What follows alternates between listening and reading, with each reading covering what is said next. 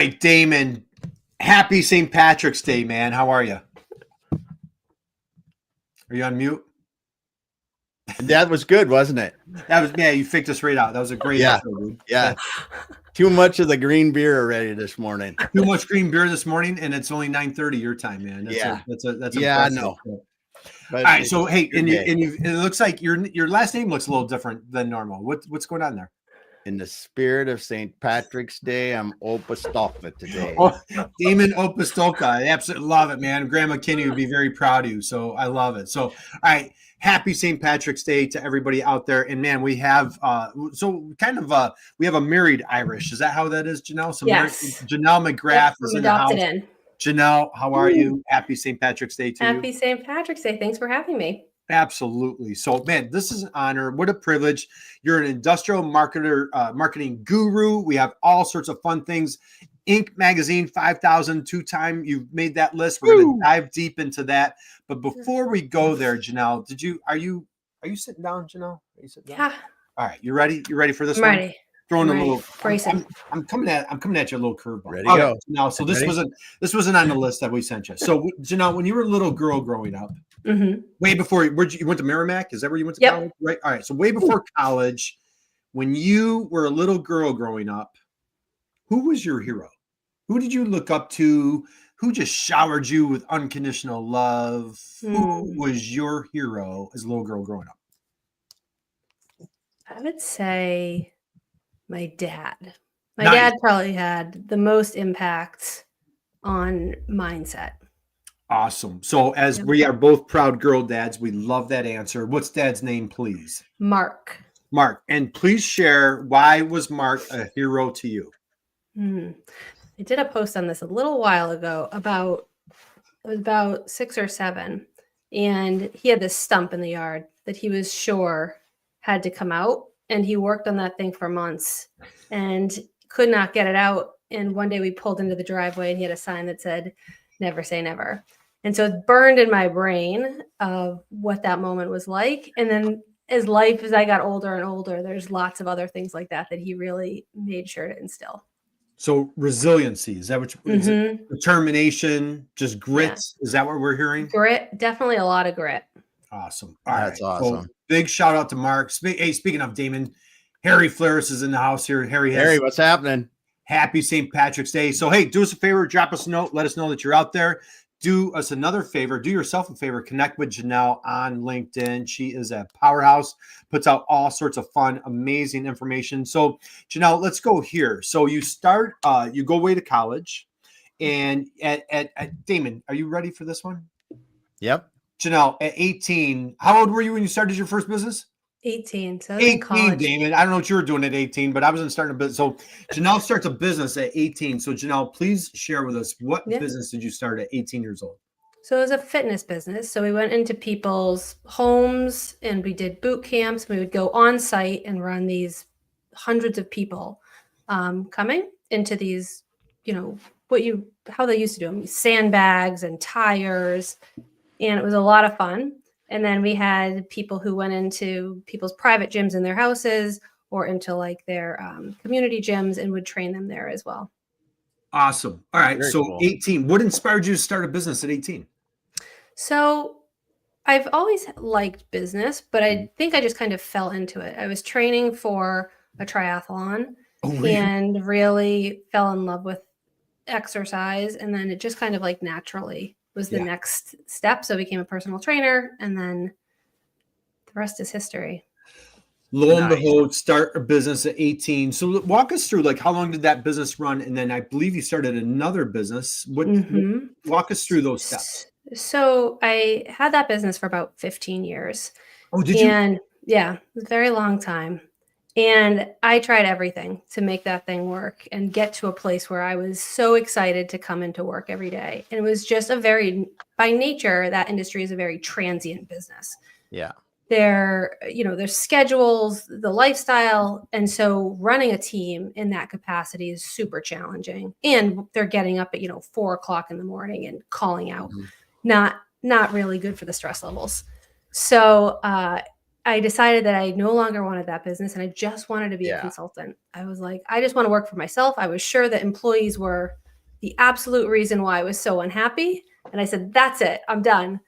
And after a year of being a consultant, I had more business than I knew what to do with. It was back to kind of this starting point of like, oh my gosh, I'm unhappy again.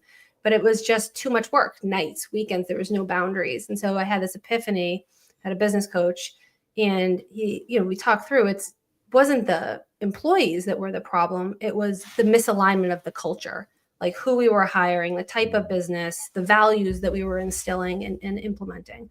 And so from there, we made the shift. I hired one employee in what I would look back at the pictures and it looks like a little closet, elbow to elbow in a co-shared space. And from there we grew and grew. So, and forgive me if I miss when you said consultant. So you go from, hardcore boot camp workout business, right? Mm-hmm. And very high stress, and very difficult to scale. It's very difficult to scale that type of business, right? 100%. Especially like pre-COVID. Maybe folks are having more success post-COVID, but pre-COVID, back in the day, very challenging. Yeah. So when you were consulting, what type of consulting were you doing? So marketing. All marketing. So, yep. What inspired you to, let's go there. So what inspired you to transition from like hardcore workout to marketing? And then again, like you are a fierce, really all in manufacturing, industrial. Walk us through that transition of like where you're more consumer based, kind of building your workout business. Walk us into your consulting business. Yeah. So from when I decided just to be a consultant, the parts of the business that I really fell in love with were the marketing and the sales and the business components, which is what I went to school for. It just happened to be that I had this interest in fitness and they overlapped. But when I moved over to consulting, I loved it because you could really be so creative and you got to see all of these different intricacies of how organizations are structured, how you can optimize them, and really take what you learn from one industry and mirror it over across others. Because a lot of times we'll get questions around, like what industries do you guys service? And like, you have to be in this super niche, same, industry as us. And in my experience, I think it's better to have visibility into lots of different organizations because everybody has the same problems and everybody solves them a little bit different. So you get a little bit faster learning curve. Right. Awesome. Okay. So, hey, Damon, we've got a few people stopping by. Yeah, we do. We got Fernando. Give us a little round of applause. We got somebody says old school hard work, worked hard. So giving you a high five there. And then we got Margin here today. Happy St. Patrick's Day to everybody. Everybody's Irish today, Damon. Everybody's Irish today. So drop us a note. Let us know you're out there. Give Jennelle McGrath a big hello. And hey, while you're at it, connect on LinkedIn with Damon O. Pistolka because he's Mr. Irish today as well. So Jennelle, let's keep it going. So when you started this consulting business, was it Market Veep? Or did you? So it was the McGrath group. The McGrath group. And then, then I was like, okay, this is not going to work long-term here. Like I can't sell this at any point. I can't, I don't want my name attached to it. I wanted to be a brand. And so as a marketer, all the cool names, quite honestly, are taken. So we went through hundreds and hundreds and trying to make sure you could get every social handle and the domain without paying, $40,000 to have it brokeraged out. And so Market Veep was the one that stuck and was short. Market Veep. So who's taking credit for that one? You, family member? Like, where did that come from? Somebody told me about the show Veep. And I was wondering that. I've never once watched it. I've never once watched it. We were just talking about Seinfeld, with the the Elaine. And I was like, oh, that's clever. So that's where the name came from. So all right, so let's go here. So you are heavy duty with industrial marketing, B2B. Why does that particular market really sing to you? So we're a HubSpot partner. So for the last decade, we've been in that ecosystem and seen all different kinds: startups, healthcare, finance, education, manufacturing, all these different types. And one of the biggest things that I love about industrial and manufacturing is the people. I think that they have some of the kindest, is a group in itself. They're just so open to helping each other, even if it's their competitor. I look at, how they invite each other into tour their facilities and collaborate. It's just a very different dynamic that I don't see as often in other industries, and it's across the board, it feels like. But the people, they're just good humans. Good humans. All right. Well, that's a Nice. good answer. Good humans. And so again, I love for everybody to connect with Jennelle. Jennelle, you have a great LinkedIn profile. A couple of things that stand out to me. I love you've got helping companies be legendary, or I'm sorry, build a legacy. Build a legacy. How why is that like such a mission, kind of a crusade for you? Why is that building a legacy so important to you? I think when I think about building a business, I think you can build a business and you can have really high revenue, have great profit margins. You can do all these things, but I want us to be a place where we're impacting the actual world. So I want to stand for something where even if I'm gone, that brand itself is doing good in the world. Yeah. And so I think to have that relationship with clients and have those conversations around what are you doing for your community? What kind of giving back? Let's incorporate some of that into your marketing. Don't hide those things that you're doing because it will help attract, like-minded people in. And I think it's a value alignment. Nice. Okay. A value alignment. So let's go into the culture of your business, because what's fascinating here, you have a business, and just like, was that had been a pretty big pivot, or was it Very stressful. When you decided to close down the previous business? Was it a long, gradual, kind of a slow, or was there like an aha moment where like, I just can't do this anymore? I think it was like an emotional build, right? Because like it's like a baby, like it's like a family member at 15 years. You're like, okay, like at what point is happiness going to outweigh where I'm trying to grow this? So I think there's definitely an emotional component, but I think I just couldn't handle the people calling out at 3-4 o'clock in the morning. I was like, I want to work with people who show up, who stand by their word, who get the job done, do what they say they're going to do. And that's where I think the real pivot came. Nice. All right. So let's dive into Market Veep. And so I'm going to pull up your website in a few minutes. But for folks, if you were in public, you're at a trade show, you're out to lunch, you're on an elevator, somebody just says like, hey, Market Veep, what do you do? Please share with folks. How do you and your amazing team make the world a better place? So we help organizations with scaling their sales and marketing. But at our core, we really want to have a positive impact on their overall organization. So that could be aligning their sales and marketing. It could be helping deploy their marketing campaigns. But as an overall whole, we function what most people would consider as a traditional digital agency. So everything from websites, social, content generation. We're a HubSpot partner, so we do tons of implementation across like the CRM and the marketing tools. But the ultimate goal is to really have that closed loop reporting so that we're able to say this drove ROI specific by each channel, as opposed to a lot of times in marketing, it's like this big question mark of like, how much did this campaign actually generate? And so that's why we went all in on HubSpot. Right. And you're a HubSpot certified partner, I believe, right? Yeah, we're a Diamond Partner. You're a Diamond Partner. And so how long have you been partnered and aligned with HubSpot? I think we did it our second year, so maybe 9 years or so. 9 years, nice, Yeah. Awesome. Why? And for folks that aren't familiar with HubSpot, or maybe they've considered it, or that's new to them, why are you aligned with HubSpot? Was it a culture thing, just the dynamics, the value? What really attracted you to HubSpot? Yeah, I think the biggest problem that we were seeing was we had half clients on HubSpot, half were not, by naturally coming through and finding us, and they would have HubSpot. And we would see that the people who had HubSpot, we could get faster results because we could really see the data, as opposed to having to log into 25 different systems and try to like connect the dots and say like, this person, this could have been around the same time. HubSpot solved all of that. So we moved everybody over. And then I think as an organization, right, the people and their value system were very much aligned. We work with a lot of the teams over there, especially on the sales side, that are just very like-minded. And I think that helps with partnership. Right.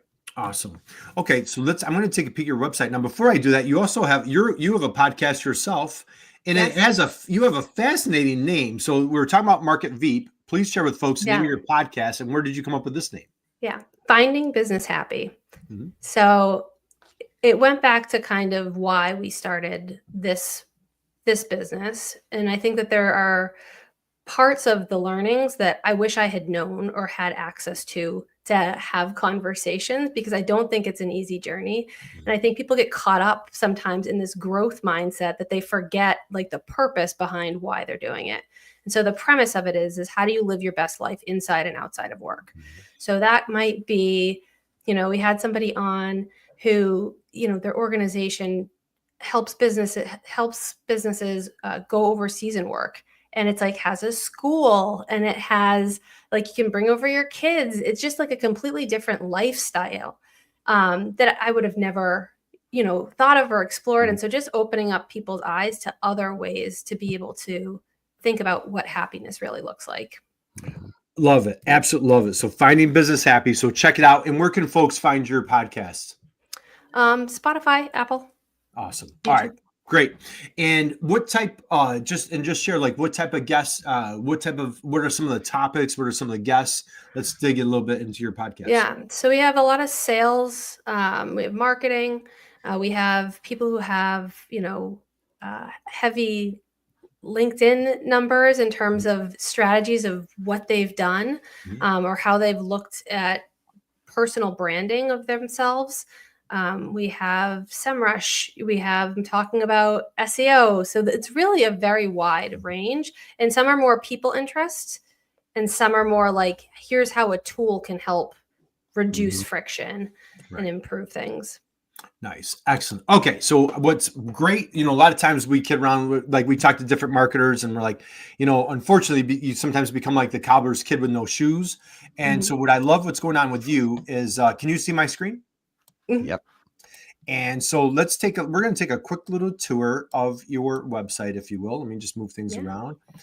And all right, let's share with folks when they pop on your website. So if there's a company out there and they're looking to align with like a heavy duty, roll up your sleeves, HubSpot agency like yourself, just share with folks what's going on here. What would they see when they land on your site? Yeah.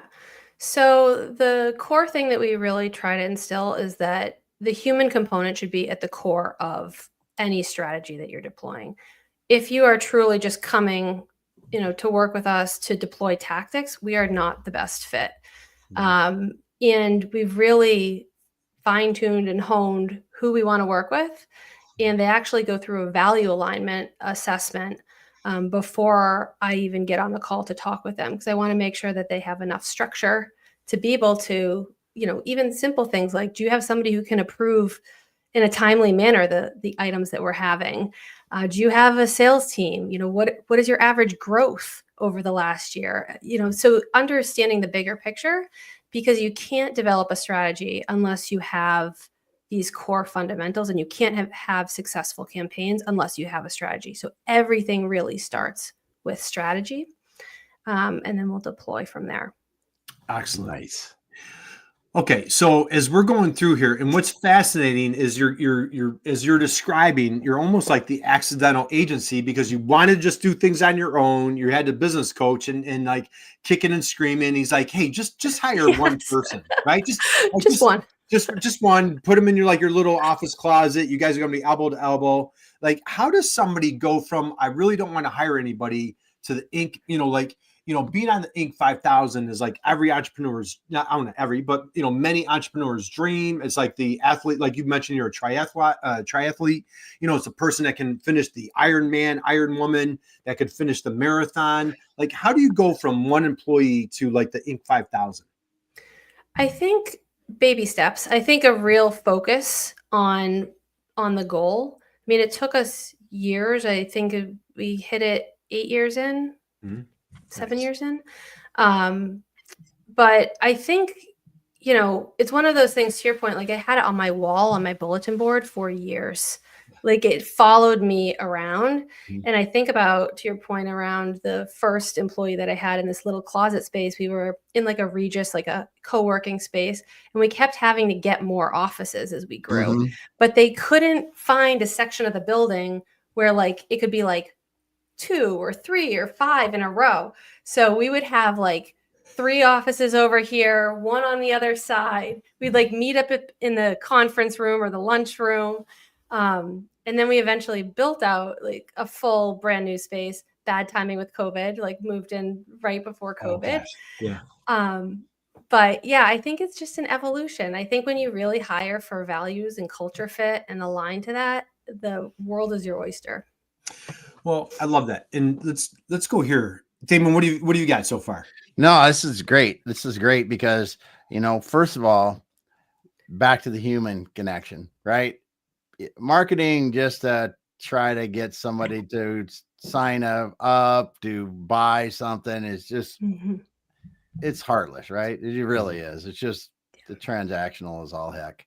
And starting with the human, I think is really the connection, the community, and everything you build there, and understanding. You've talked about a lot that your customers align with that value, because you're going to find that pretty quickly. I love that they're doing that before they even talk with anyone, because, if you want someone that's just slamming, bamming, and trying to get as many sales as they can, no matter what, that's one thing. If you want someone that wants to build a community and legacy and a long-term business, connecting with the people that are doing business for, that's a completely different thing and an awesome thing.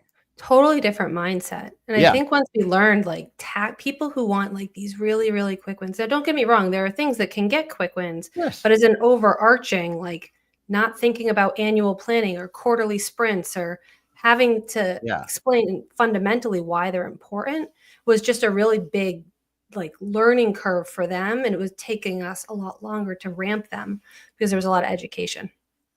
Yeah, I love it.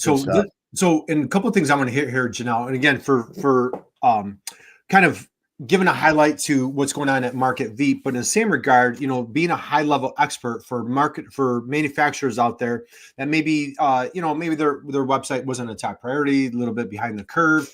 What I love that you have here, like you're very specific. This is our menu. This is what we do. These are our superpowers. This is what we bring to the table. In the same regard, Damon, you were talking about this before we went live, is are we a fit?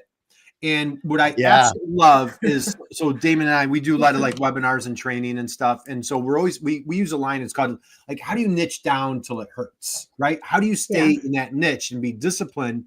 And I feel like you're really walking the walk here with this line of like, hey, are we a fit? How many companies have the courage to put right on their website? Like, no disrespect, nothing personal. Yeah. We might not be the best fit. Yes. Talk to us about like, what did it take for you to offer that? And what has this done for you? How has this been beneficial for you to like really stay in your lane? Yeah. I think it stopped with the tire kickers and the people who just openly didn't have enough budget and infrastructure. And then on the flip side, it opened up other conversations about how to optimize and really look at it as the 10,000 foot view instead of just looking at it. This is how marketing should work. But Score app was actually there on one of the episodes and they're fantastic. I think it changed my perspective too, because it makes it very like black and white. There's no gray. Like when it comes through at the other end, there's no like gut and feeling of like, I liked this person. I think they're saying the right things. This is the number and this is the range that I know we should be within because there's enough, that we can grow together. And so it makes it very factual and I'm very data oriented. And so it just, it made it an easier solve. It made it less personal in terms of like, can they do it? Can they not do it? Right. They have the items.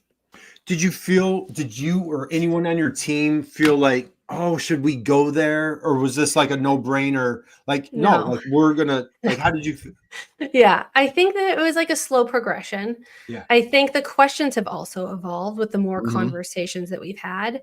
And I think that we've definitely had negative, right? We've had people come through and they'll fill out, it tells you when they stop, what question they end at, and they'll get to a certain question and they'll email in the contact form and say, I don't feel comfortable filling this particular thing out, or I don't really know if I want to continue this piece, but I still want to talk to you.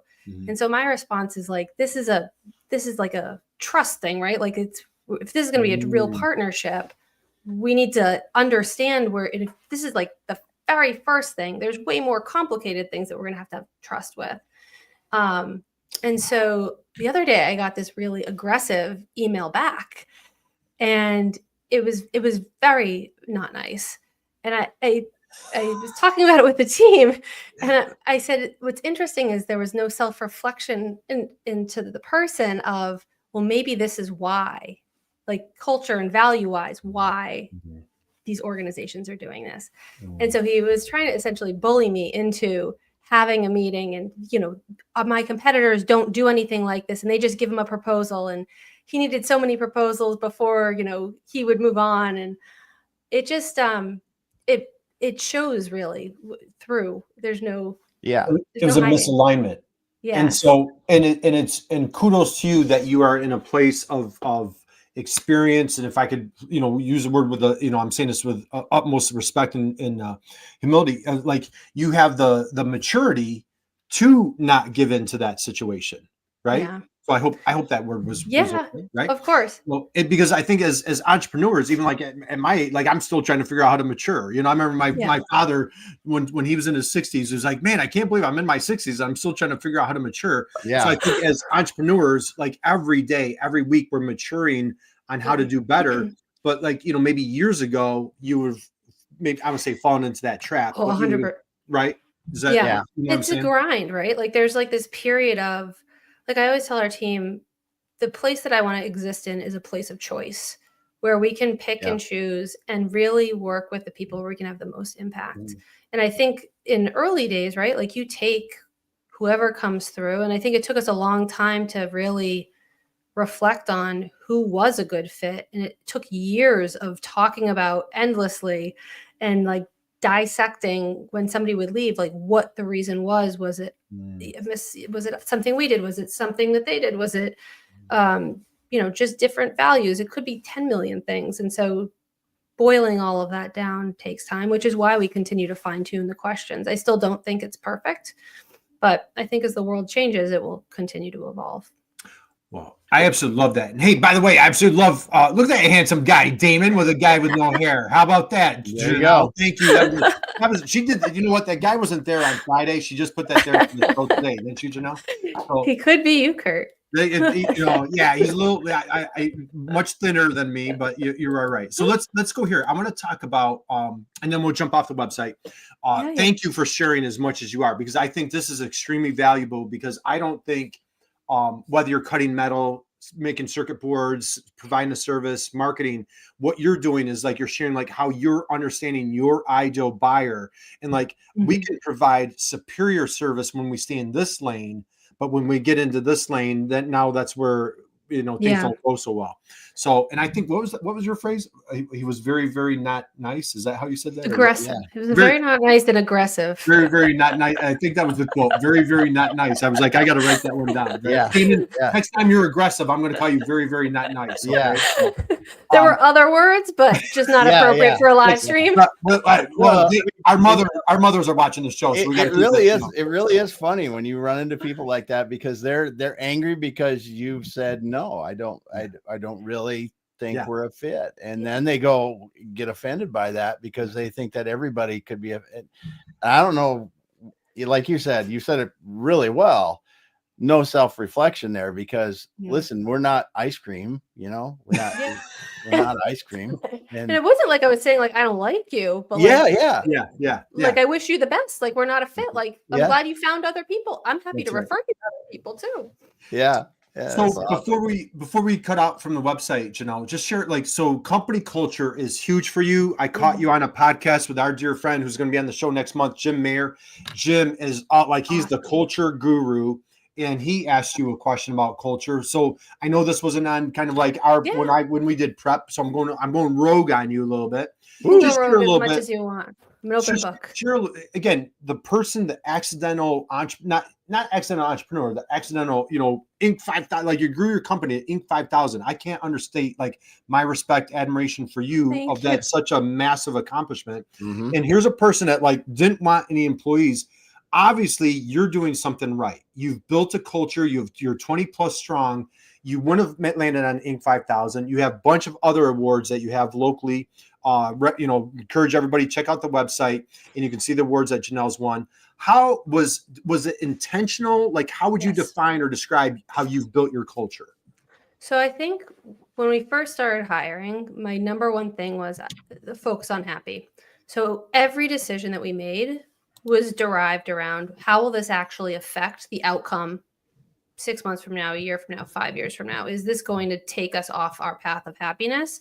And then every time that as time went on, we would slow drift, right? Like there's this little bit of creep sometimes that can happen. It's not a perfect system.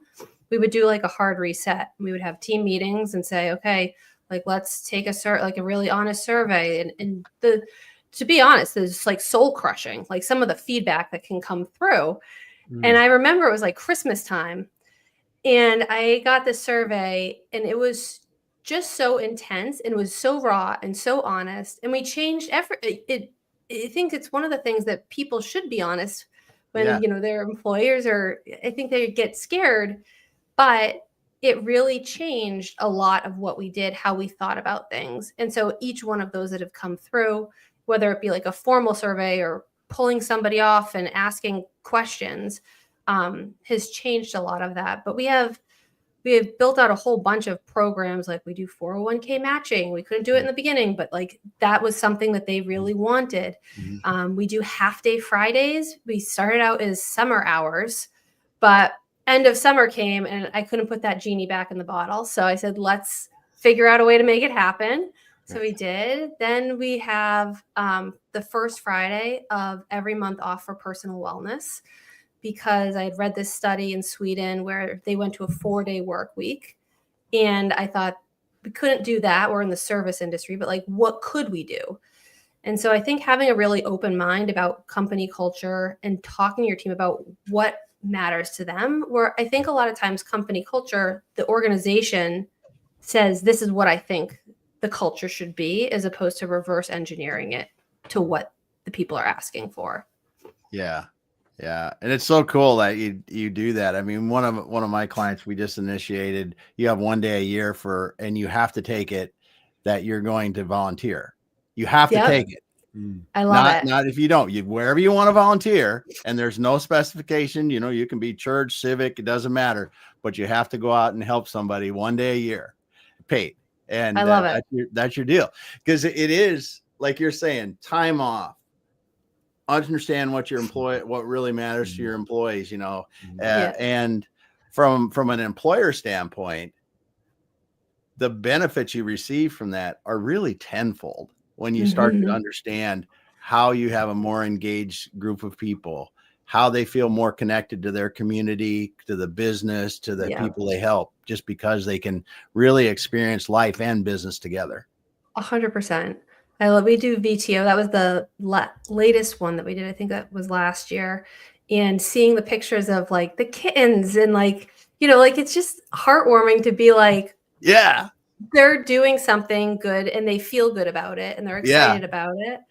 But we started right before COVID, the 50 by 52 project, which every week we give, at that point, we're giving $50. It's now the 100 by 52 because we increased it. But the premise was, I think organizations were giving like Christmas time, right? Like when you think about generosity. And so having a giving mindset all year round, we had our team pull together a list of all of the organizations that meant something to them. And then every week we pay out to them.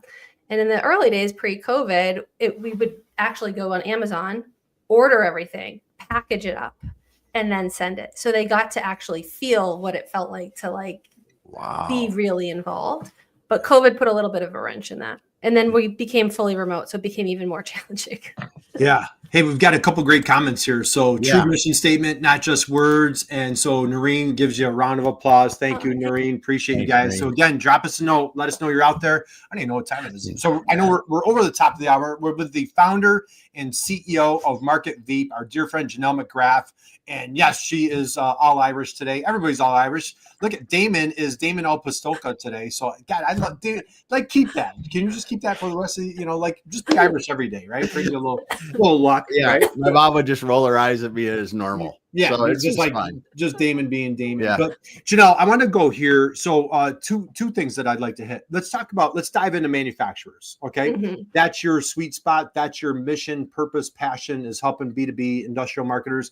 What are you kind of seeing like boots in the street? What are some things? So if there's a manufacturer out there that is and we know the manufacturers that they've trade shows, word of mouth is how they built their business, and now all of a sudden this whole internet thing is kind of flipping them upside down. Now we're going to throw AI on it. Then you throw COVID in there. Like they're like discombobulated. Oh my goodness, what do I do about marketing? Walk somebody through that's new to marketing. Let's give them like a little 101, or how do you walk them through those early stages? Yeah. I think it's baby steps. Like to your point with COVID, I think that there was this massive mind shift of, oh my God, I can no longer do boots on the ground, trade shows, these traditional channels where I would get 99% of my business.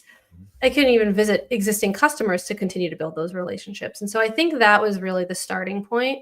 I don't have as many I still have them, but I don't have as many at the volume of, technology, and I don't need it because I have referrals. Like I think there's a better understanding of it's here, it needs to be used. It's just a matter of how much is actually going to be integrated in. So when we work with an organization, we have pre-standing programs that we've essentially looked at all of the best conversions and clients that have been the most successful, and then reverse engineered, because it ended up being a little bit of people get shiny object syndrome, and they get an idea in the middle of the night and they come in and they're like, let's not do this and let's do this. And we're like, but the goal was leads. And we've now requested to take out all the items in this list that are lead generating. So having these programs that are really predefined protects that and make sure that their goals are achieved. And then on the other side, we have like buckets of hours where people can have full freedom to, tell us when we're working with larger teams and they might need more arms and legs to really execute on those items, or they might need a specific, really fine-tuned skilled resource in like web dev or something like that. So there's two different ways, but it is always an omni-channel approach. There's no clients that we just do. Like sometimes we'll get asked, like, can you guys just run my Google ads? We're not a great fit for that. Like it needs to be like ads, email, social, like some full nurture campaign, because it's a tactic if it's just the one channel. Right. So kind of it's not a one size fits all. It's a full gamut, and it's understanding the customer, understanding their needs, going through that assessment and making sure that you guys are aligned, and then proven tactics, proven strategies that you've been implementing with, numerous clients, and then just applying it to that client. And I love, let's hit the data. Like I think you've said maybe multiple times, or you said earlier that you're a data gal. Did I hear that correctly? Right. Data. You're all about the analytics, all about the data. Let's just, I'm going to be kind of broad. Let's just hit that for a minute. Like for a company out there, it's like, gee, I'm not doing anything with analytics or data. How do you have those conversations, and how do you kind of get those folks fired up? So the first thing is connecting things. I think a lot of times we'll talk to people and they'll have their sales team each in an Excel sheet that is living not even in like a shared Google sheet. And they're just on their desktop, and that person goes out sick and they don't have any access to any of the lead lists. So the first thing is just let's get organized. And then the second piece is what channels have you been doing? So the most common one we see is trade shows. So taking that and then amplifying it. So let's take these lists, let's run retargeting ads for them. Let's make sure they have drip email campaigns. It's looking at what has already been done as opposed to like, let's start everything out of the gate, brand new, all these new things, because the adoption piece is really important in terms of how successful an organization will be as well. Nice. Awesome. Okay. All right. Let's start. I'm going to shift gears. I'm going to come back to you, your company again, Market Veep. So anybody join us, connect with Jennelle on LinkedIn, check out her website, wealth of information there.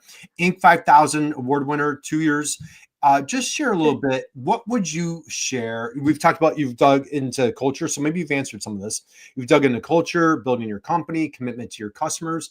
Is there, for an entrepreneur out there, let's say the Jennelle, who, they're in that tiny closet office. They haven't even hired the person next to them yet.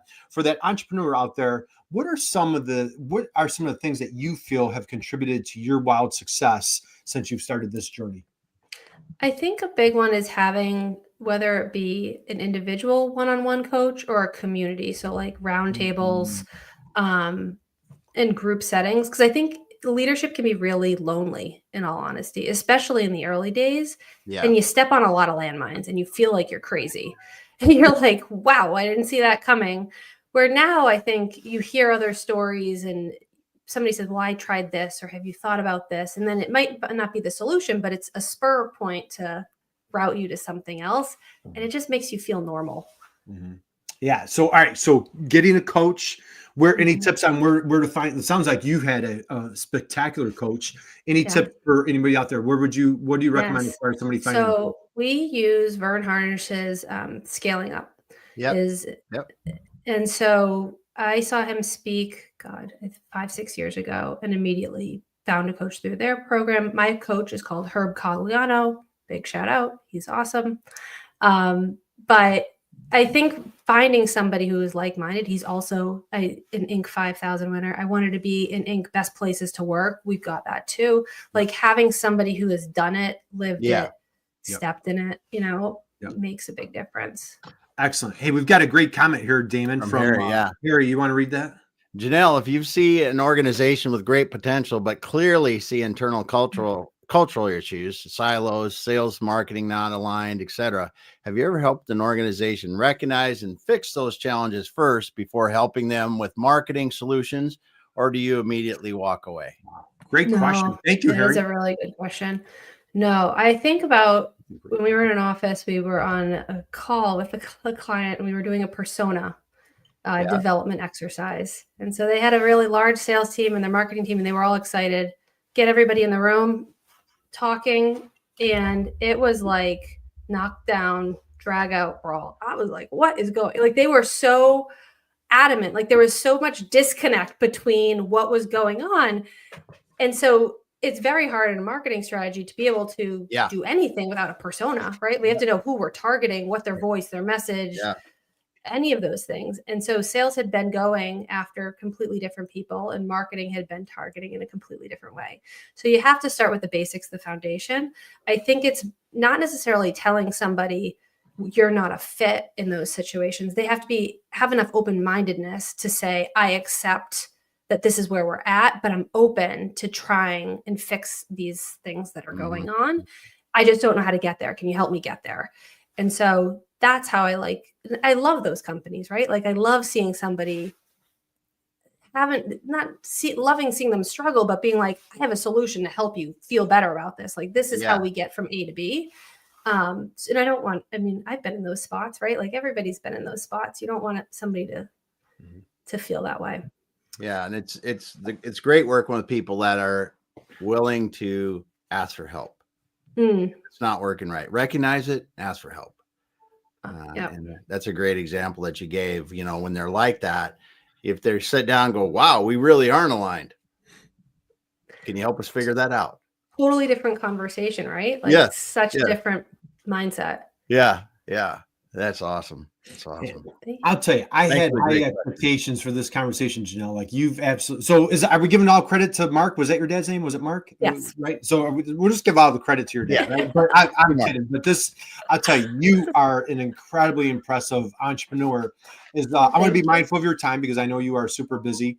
As we start winding down, last question that I want to ask is best business advice that you have ever received or that you would like to pass along. I know we've covered a ton: culture, hire a coach, building your team, the survey. I'd say like that is that was a drop the mic moment right there, right? Having that tough love survey, getting that feedback, and again the humility and the entrepreneurial maturity for you to put that out there for your team and for you to receive it with grace. Thank you. That I salute you for there. But what business advice, if you haven't covered it already, would you like to pass along maybe to a new entrepreneur out there? I think focus on happy. I think everything else falls into place. If you focus on that, you really can't go wrong. Whether it's happiness with your team, happiness with your clients, how to find balance, and hang on to that and then build from there. But don't get mad at yourself when you have that slow creep, just recognize it, have self-awareness, and then reassess to get back on track. Drop the mic. All right. Brilliant advice. And it ties in perfectly with your podcast, Finding Business Happy. Yep. I have to love that name.